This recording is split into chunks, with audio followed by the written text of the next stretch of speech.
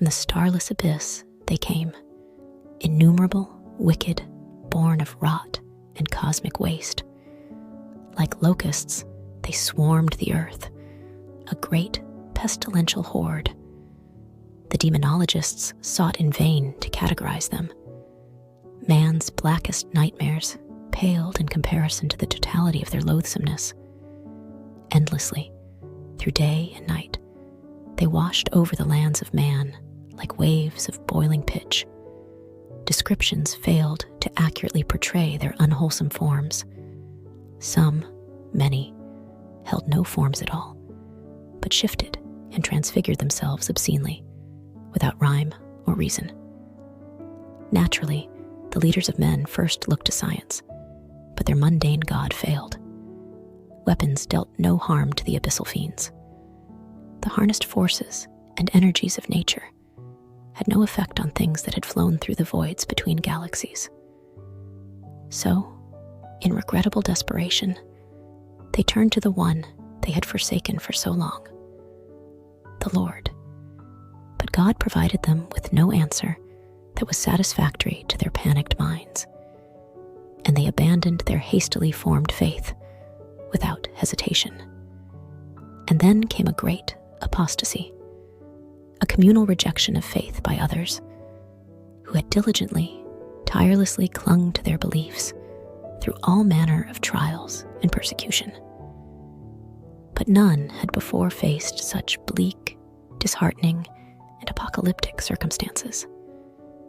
And to firmly stamp out their faith came a man of lawlessness, a promiser of prophecies, an autarch of hell veiled in man's image, a lamb with the voice of a dragon. He convinced them to wholly reject their faith and instead ally themselves with that contemptible adversary, to free him from his imprisonment. For he, as the deacon of sin proclaimed, was the only one who could grant them the power to repel the cosmic scourge. And it was done.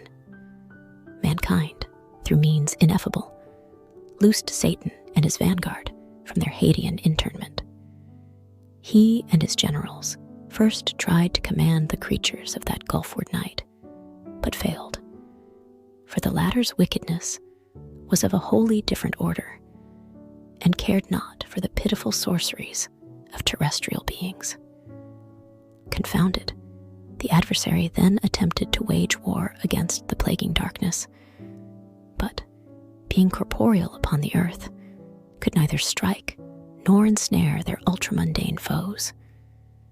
Refusing to be so easily bested, the serpent called forth the dragons of yore. But even the conflagrations of these great beasts could not further blacken the sable hide or Stygian scales of those who had come from afar.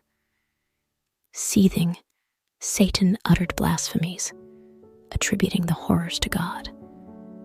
For he could think of no other origin for such incontestable enemies.